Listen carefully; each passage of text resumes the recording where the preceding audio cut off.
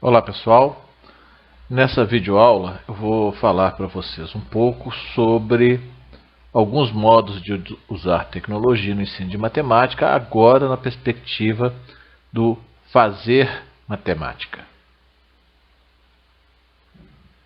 Na aula anterior, na outra videoaula, foi apresentada a perspectiva que nomeamos de tradicional para o uso da tecnologia no ensino da matemática.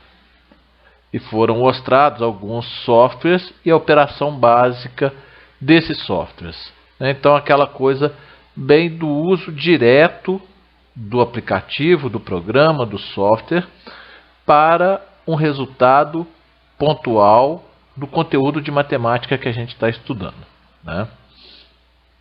Só relembrando também, qual é a diferença que existe para nós, né, nessa nossa proposta de dividir entre tradicional e fazer matemática. Qual que é a diferença entre as duas?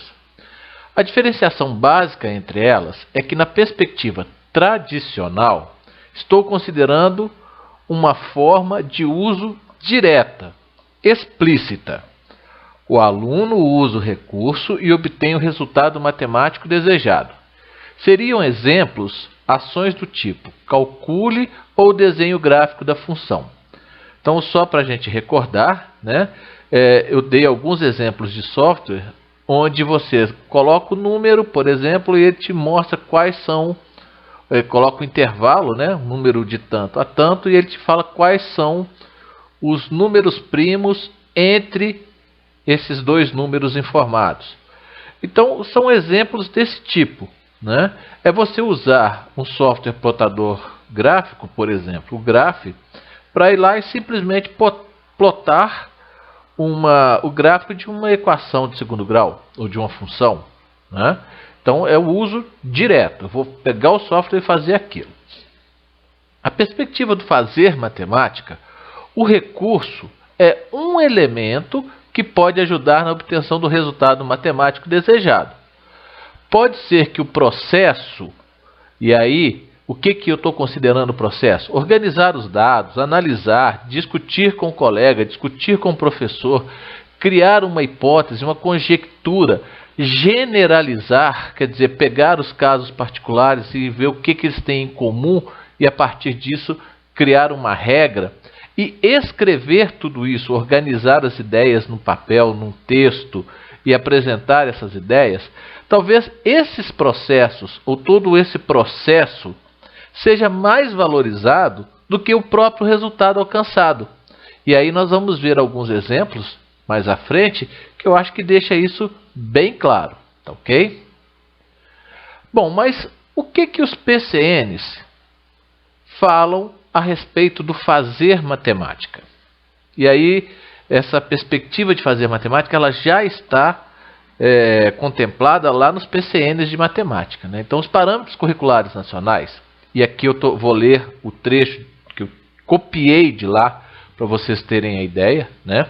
Os parâmetros curriculares nacionais explicitam o papel da matemática no ensino fundamental pela proposição de objetivos que evidenciam a importância de o aluno valorizar como instrumental para compreender o mundo à sua volta e de vê-la como área do conhecimento que estimula o interesse, a curiosidade, o espírito de investigação e o desenvolvimento da capacidade para resolver problemas. Destacam a importância de o aluno desenvolver atitudes de segurança com relação à própria capacidade de construir conhecimentos matemáticos, de cultivar a autoestima, de respeitar o trabalho dos colegas e de perseverar na busca de soluções. Isso está lá na página 15 e 16 dos PCNs de matemática do ensino fundamental. Então veja, aqui os PCNs destacam que a matemática não pode ser apenas aquela disciplina, aquela matéria de você decorar fórmulas. Quantas vezes a gente não viu aluno chegar para o professor e falar assim: professor, essa situação problema, lógico que ele não vai usar esse termo, né? Mas aqui, a conta que eu tenho que fazer é de mais ou é de multiplicar? ou é de vezes? Aqui eu tenho que dividir ou tenho que subtrair? Porque ele conhece as operações, ele sabe o algoritmo e a execução da fórmula, mas ele não sabe quando ele vai aplicar, quando que ele vai usar. Então, ele não sabe, diante de um problema, de uma situação, mobilizar o conhecimento matemático que ele já adquiriu. E essa perspectiva de fazer matemática, ela vem para tentar ajudar o aluno a quebrar essa barreira, a exatamente fazer com que ele, usando o conhecimento que ele já adquiriu, empregue, aproveite esse conhecimento para entender as coisas que estão acontecendo à nossa volta, né? Ou seja, é usar a lente da matemática para ler o mundo e ler as situações que estão na nossa volta, ou à nossa volta. Os PCNs, com relação ao uso das TICs, ele também já traz alguns apontamentos. Ele fala o seguinte: o uso desses recursos traz significativas contribuições para se repensar sobre o processo de ensino e aprendizagem de matemática, à medida que relativiza a importância do cálculo mecânico e da simples manipulação simbólica, uma vez que, por meio de instrumentos, esses cálculos podem ser realizados de modo mais rápido e eficiente. Com a introdução das tecnologias da informação e comunicação, e aí eu vou pegar uma pequena parte que são os objetos, os recursos informatizados, nós podemos mostrar para o aluno que não é usar o algoritmo que é o princípio ou o principal ponto onde ele deve se ater, mas sim saber onde e quando usar aquele recurso. E no caso desses recursos, seja calculadora, seja computador, seja um software, a gente pode propor tarefas muito mais complexas, coisas que, se ele fosse fazer na mão, ele não teria tempo ou daria muito trabalho, e fazer com que ele gaste o pensamento, que ele gaste o seu tempo pensando, arquitetando o conjunto. Porque na hora de fazer a conta, ele pode usar a calculadora, pode usar o computador. Ah, Jorge, então você está falando que o aluno não precisa mais decorar tabuada, saber o algoritmo de multiplicação, deixa que o computador faz tudo. Não, não é isso que eu estou falando. Eu estou falando que há situações onde a gente pode usar um recurso tecnológico para trabalhar uma situação mais complexa.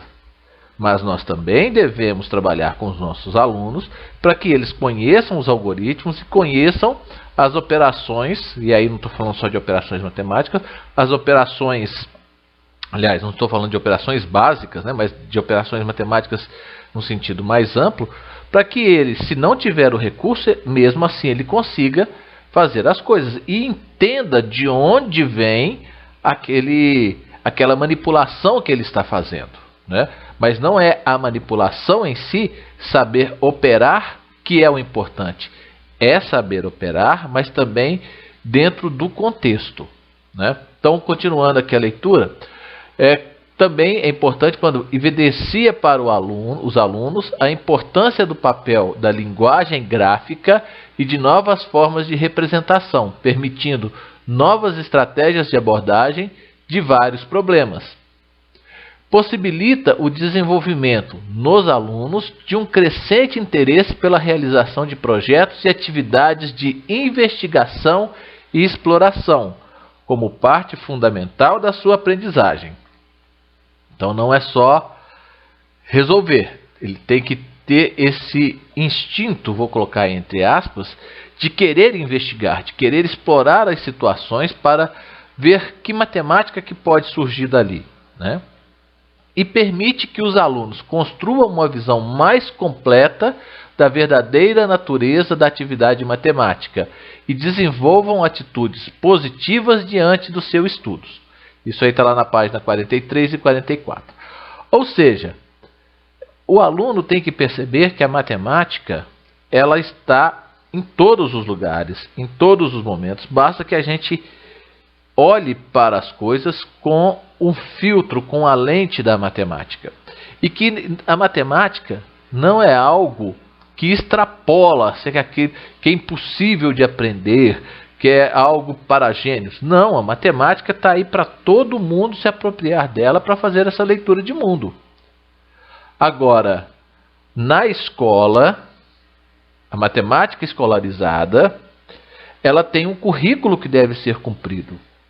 Então, não adianta a gente querer fugir do currículo, mas dentro desse currículo, nós podemos lançar mão desse fazer matemática para que o aluno se aproprie daquele conhecimento escolarizado da matemática. Né? Então, esse é o papel do professor diante de uma perspectiva como essa que nós estamos trazendo aqui para vocês pensarem a respeito. Tá? O fazer matemática, como já dissemos, é uma concepção de ensino e aprendizagem de matemática. Portanto, muito mais relacionado ao professor do que ao uso da tecnologia propriamente dita. Então não é porque eu tenho um computador e que eu vou usar o computador que eu estou fazendo matemática.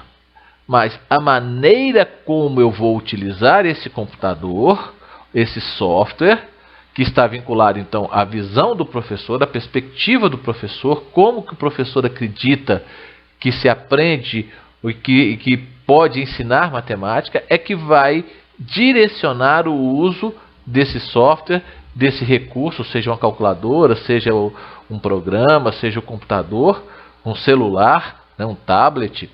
Então, como ele vai ser usado, o fazer matemática está muito mais ligado a esse como o professor pensa a respeito do ensino e aprendizagem de matemática.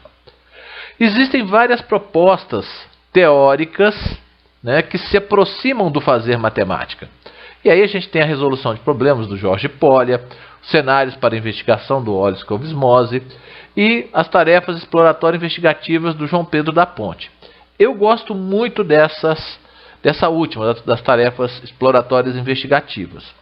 Principalmente quando a gente consegue associá-la à resolução de problemas por meio da heurística de Jorge Polya. Tá?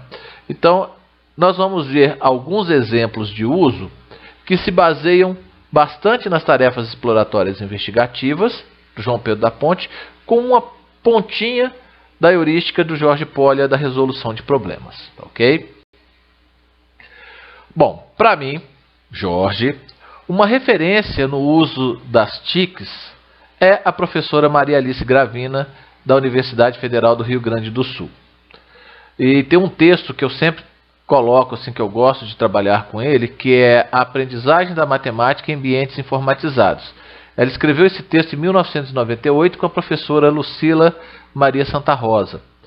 Então, a professora Maria Alice Gravina tem muitos artigos, muitos trabalhos relacionados ao uso de tecnologia. E eu gosto muito dessa perspectiva que ela adota. E nesse texto, as duas professoras colocam algumas coisas que eu tenho procurado incorporar na minha prática de tecnologia. Então ela coloca o seguinte, ou elas colocam o seguinte, né, as duas autoras. Não são de interesse as ferramentas que guardam características de método de ensino que privilegiam simplesmente a transmissão do conhecimento e em que a medida de aquisição desse conhecimento é dado pela habilidade do aluno em memorizá-lo e reproduzi-lo, sem que se evidencie um verdadeiro entendimento. Então isso aí ela está falando que nesse texto elas só vão olhar softwares que têm uma outra perspectiva, que não é essa da transmissão do conhecimento, né? Mas sim aquelas que trazem em seus projetos recursos em consonância com a concepção de aprendizagem dentro de uma abordagem construtivista, a qual tem como princípio que o conhecimento é construído a partir de percepções e ações do sujeito, constantemente mediado por estruturas mentais já construídas ou que vão se construindo ao longo do processo. De qual processo? Desse processo de se fazer matemática, né? ela adota nesse texto aí a perspectiva construtivista do Jean Piaget, né? Continuando, mais à frente no texto, as autoras, né, afirmam: no contexto da matemática, a aprendizagem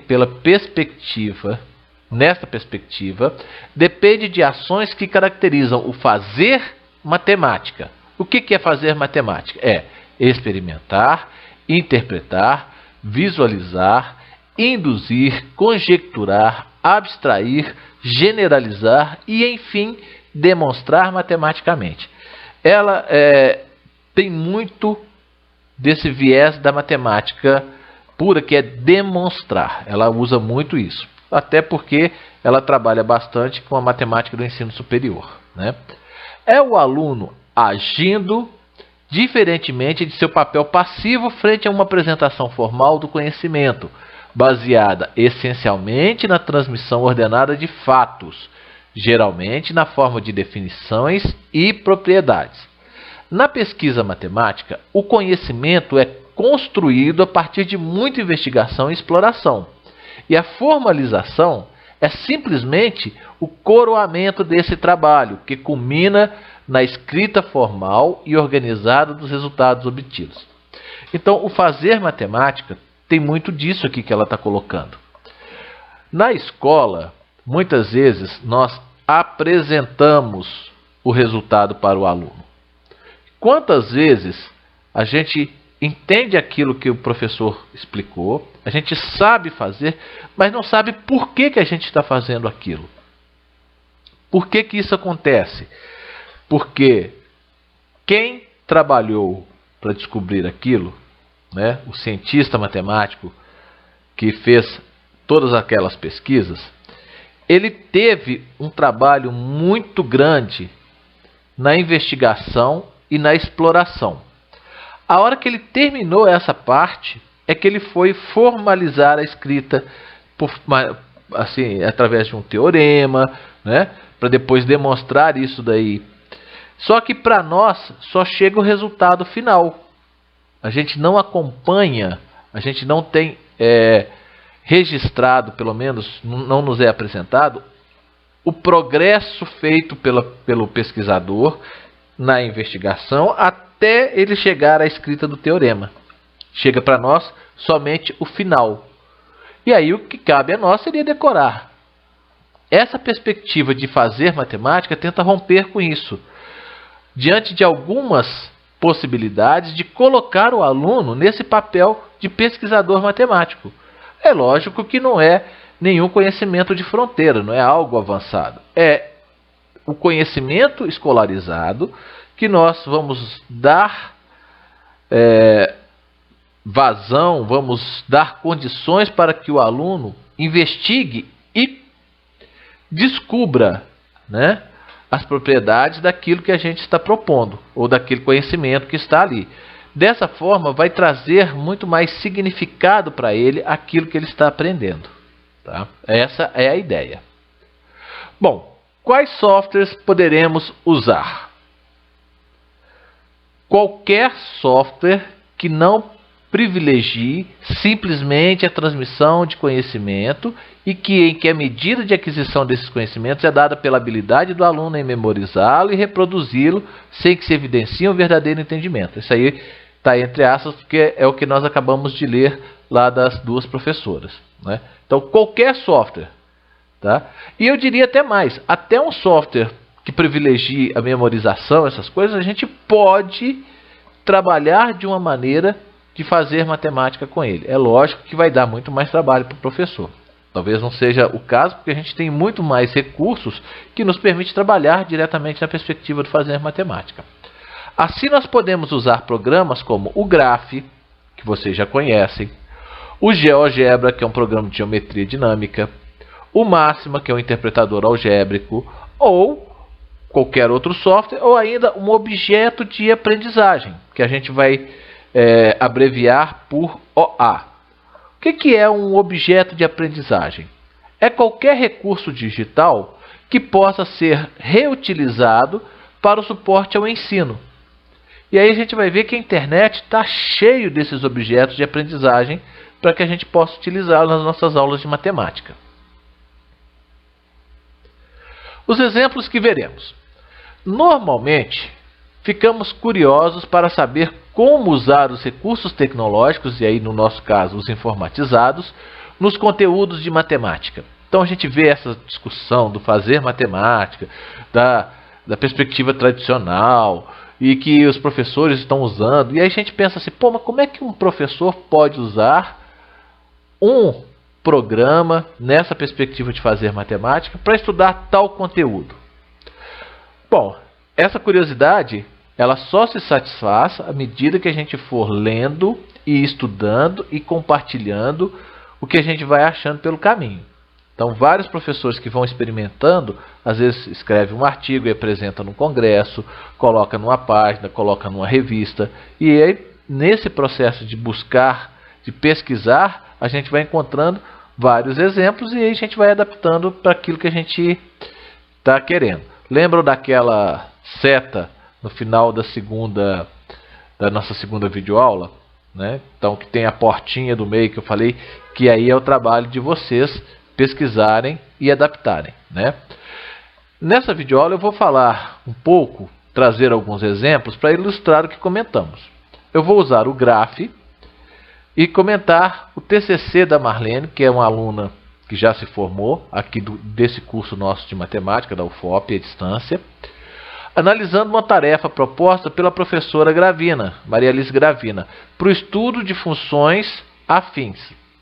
A professora Gravina colocou um roteiro de exploração, a Marlene se propôs a estudar esse roteiro, adaptá-lo para o Graph, porque ela usa um outro software, e fez algumas considerações. Ficou bem interessante esse trabalho.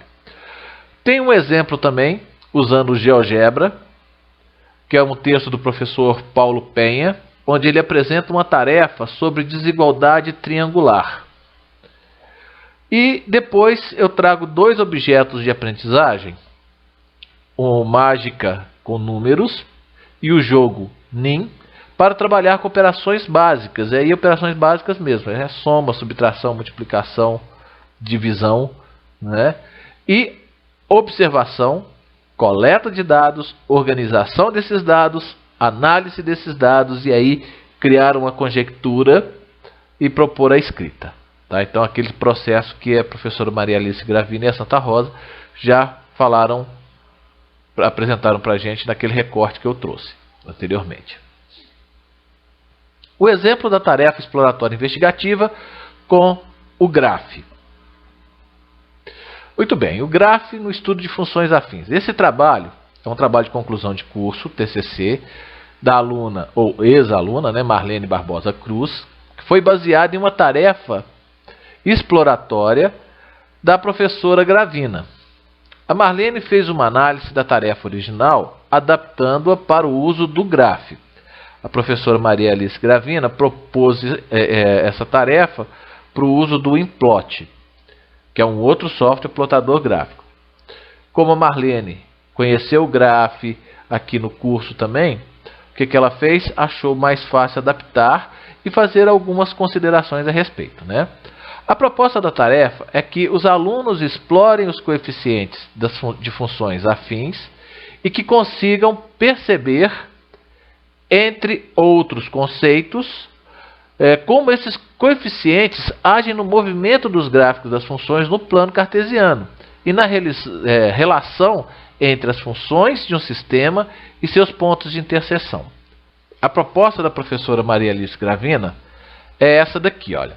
Primeiro, faça um gráfico da função y igual a x.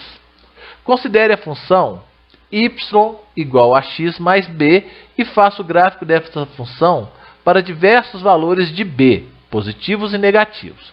Descreva os gráficos obtidos em termos de movimentos aplicados ao gráfico de y igual a x. Em que ponto os gráficos cortam o eixo y e o eixo x? Depois, o aluno deverá fazer o seguinte: faça o gráfico da função y igual a x, considere a função y igual a ax e faça o gráfico dessa função para diversos valores de A, positivo e negativo. Então vai variar o coeficiente A. Descreva os gráficos obtidos em termos de movimentos aplicados ao gráfico de y igual a x. O que aconteceu, né? Em que ponto os gráficos cortam o eixo y e o eixo x? Aí o terceiro ponto que o aluno vai ter que explorar. Seja g de x igual a 2x mais 4 e f de x a x mais b. Faça os gráficos dessas funções de tal forma que as retas sejam paralelas, perpendiculares, simétricas em relação ao eixo x, simétricas em relação ao eixo y. E o último ponto dessa atividade, use as propriedades de paralelismo, perpendicularidade e simetria para desenhar as figuras abaixo. Um quadrado, um losango, um paralelogramo e um retângulo.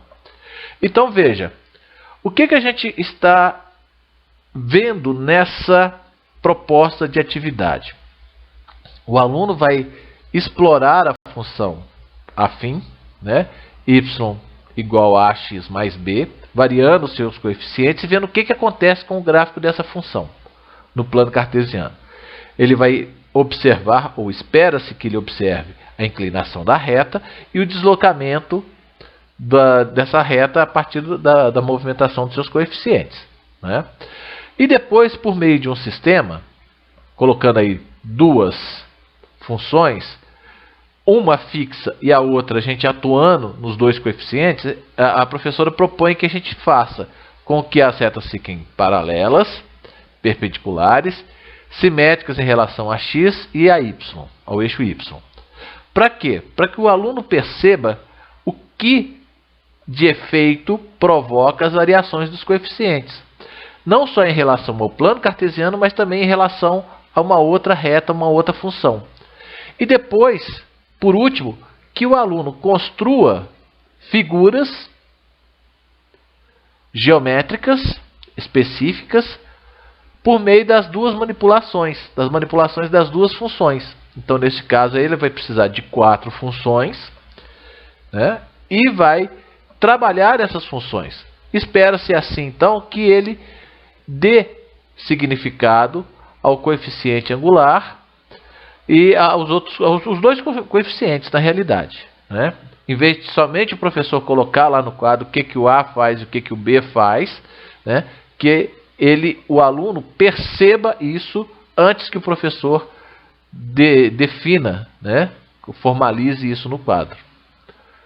Um outro exemplo é de atividade exploratória investigativa com o GeoGebra. Nesse caso aqui, é uma tarefa proposta pelo professor Paulo Penha aos seus alunos de 6ª e 7ª série do ensino fundamental, o atual 7º e 8º ano, né? Então, basicamente, o que ele queria que os alunos respondessem era: com qualquer 3 segmentos de reta, poderei formar um triângulo? Mas como que ele fez isso? Ele juntou duas partes. Ele fez uma parte que não era com tecnologia, computador, e depois levou os alunos para o laboratório. Primeiro ele pegou 3 dados e um conjunto de palitos. Então ele padronizou. Quando o dado cair com o número 1, o aluno vai pegar o palito que tem a medida 1. Quando cair o número 2 do dado, ele vai pegar o palito com a medida 2. E assim, ele tem 18 palitos, né? 3 com a medida 1, 3 com a medida 2, 3 com a medida 3. 3 porque é 1, pode ser 1 para cada lado. E joga os 3 dados. Os valores que saírem nos dados, o aluno pega os palitos e tenta formar o triângulo com eles. Isso eles vão colocar numa tabela, informando se com aquelas medidas foi possível formar ou não o triângulo. Dessa forma, espera-se que os alunos, ao analisarem a tabela, que eles consigam falar se formou ou não, e em qual condição, ou qual a condição necessária para se formar o triângulo. Então, essa que é o ponto-chave. A informática entrou nisso daí para complementar os valores, porque inicialmente são valores de 1 a 6, e depois, quando eles foram para o computador, a tarefa foi montada de tal forma que eles exploravam outros valores que não somente 1, 2, 3, 4, 5 e 6. Então eles perceberam que não são somente esses valores, que eles podem usar qualquer valor e que aquela propriedade que eles descobriram, né, se aplica também para outros números que não aqueles. Aí então uma generalização. Né? Dois exemplos aí de tarefas exploratórias investigativas com objetos de aprendizagem. Então, esse primeiro que eu estou apresentando para vocês é o mágica com números. Mágica eu coloquei em interrogação porque na realidade não é mágica, né? Ele é um conhecimento matemático aí que a gente está manipulando. Esse objeto de aprendizagem é uma adaptação de uma mágica com cartas. A proposta é que o aluno descubra o que permite o programa descobrir o número pensado e que matemática está envolvida. Como que o objeto funciona? Ele vai pedir, e aí tem esse exemplo, aí tem um mago, né? Pede que você pense no número de 1 a 15. E aí ele vai mostrando para vocês algumas cartas e perguntando, o número que você pensou está nessa carta? Você clica sim ou não. Mostra uma segunda carta, uma terceira carta e uma quarta carta. Em cada uma você fala se o número está ou não. E depois que você clica na última, né, respondendo para a última carta, o programa fala para você qual o número que você pensou. Então, a proposta é o quê? O aluno deverá observar, sistematizar os dados, analisá-lo, propor uma conjectura e testá-la. E depois escrever sobre ela, procurando convencer os demais colegas. Então, quer dizer, a ideia é saber qual matemática que permite essa mágica acontecer. Né? E a outra, também indo nessa linha, né, é uma adaptação do jogo NIM. Nele jogam 2 jogadores, sendo que cada um deve tirar de 1 a 3 palitos. Perderá aquele que ficar com o último palito. Novamente, a proposta é descobrir a matemática, que permite ao jogador que começa sempre ganhar. Foram criados 2 programas, um no qual o computador começa e, logicamente, sempre vai ganhar, né? E o outro que é para o aluno testar a conjectura dele. Quer dizer, ele vai usar o que o computador começa jogando para estudar e entender a estratégia que o computador usa. Ele acha que entendeu, aí ele começa jogando e o computador joga no segundo, e aí se a estratégia dele estiver certa, ele sempre vai ganhar do computador. Né? Assim, após se analisar as jogadas do computador, pode-se testar a conjectura da estratégia que iniciando-se o jogo. Então, é um joguinho bem simples, que normalmente o pessoal joga com palitinho, né? E essa versão eletrônica do jogo vai permitir essa discussão dos alunos. Então, já usei esses objetos e o pessoal gostou bastante, porque se envolvem muito com eles, né, com o jogo. E aí eu quero chamar a atenção de vocês para o Scratch, que é uma linguagem de programação no qual esse jogo NIM foi criado. Então o jogo NIM foi feito nessa linguagem de programação. O que é uma linguagem de programação? É um programa que permite que você escreva outros programas. Né? Então a linguagem que foi usada aí é a linguagem Scratch. E existem vários projetos nos quais professores ensinam conteúdos matemáticos a partir de programação. E é isso que eu quero chamar a atenção de vocês.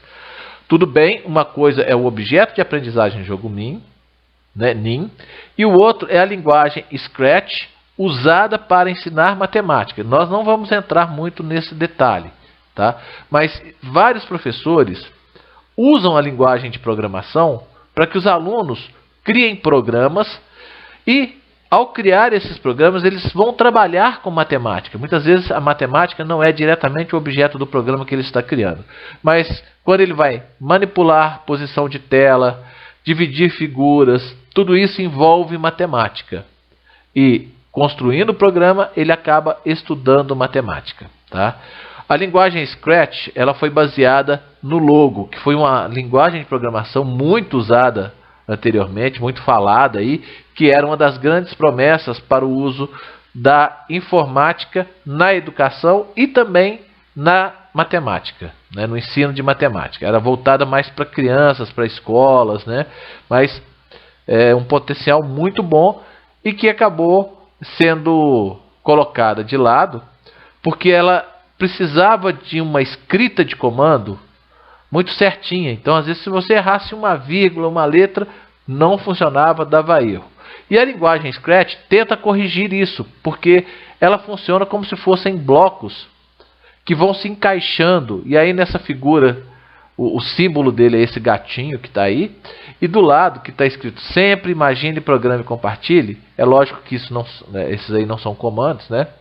Mas a linguagem ela é montada dessa forma. São blocos que se encaixam e que estruturam o programa. Dessa forma, os criadores dessa linguagem acreditam que o aluno ou a pessoa que estiver programando não precisa se concentrar tanto na sintaxe, na estrutura da linguagem, né? Mas sim na estruturação lógica e não na estrutura dos comandos, na estrutura lógica, como que você vai organizar esses blocos para que ele faça aquilo que você quer. Então essa perspectiva de uso de linguagem de programação para ensinar matemática também é uma perspectiva dentro do uso das tecnologias, mas que nós só vamos falar assim bem en passant, bem por cima, né? Depois, se vocês quiserem aprofundar, tem aí o endereço do site onde vocês podem pegar mais informações e até ver os programas, porque o Scratch tem uma característica de, depois que você constrói o programa, você sobe para a página deles e compartilha. As pessoas podem ver como que você montou o programa. É bem interessante. Finalizando, a perspectiva de fazer matemática não é uma perspectiva especificamente do uso da tecnologia. Pelo contrário, ela é uma perspectiva de se entender o processo de ensino e aprendizagem de matemática, na qual a tecnologia pode agregar. Mas, de novo, nós já falamos isso, então vamos frisar de novo. É a concepção do professor com relação ao ensino e aprendizagem de matemática. Aí, quando ele vai dar a sua aula ou vai propor uma tarefa, ele agrega com a tecnologia ou não, como é o caso que eu citei aí do Paulo Penha, que usou primeiro os dados e os palitos para poder fazer essa atividade. Novamente, a metáfora da caixa de ferramentas é apropriada. Se o professor conhece as ferramentas e sabe o que quer, provavelmente terá bons resultados. Por que provavelmente? Porque a gente não pode esquecer que alguns alunos não gostam de tecnologia e não se sentem bem usando-a. Por isso, deve-se ter em mente que não se pode agradar a todos. Então, sempre vai ter aquele aluno que prefere o ensino tradicional, do caderno, dos exercícios, de estudar por meio do livro e não de usar tecnologia. Eu já tive alunos que explicitamente colocaram isso para mim e a gente tem que respeitar essa preferência do aluno e o aluno tem que respeitar também a proposta nossa de ensino. Não é isso? Bom, pessoal, é isso que eu queria apresentar com essa videoaula. Espero que vocês tenham entendido essa diferenciação entre a perspectiva tradicional, que nós estamos chamando de perspectiva tradicional, do uso da tecnologia, e a perspectiva de fazer matemática no uso da tecnologia, e que vocês possam aproveitar essas informações usando-as no seu dia a dia em sala de aula. Bons estudos!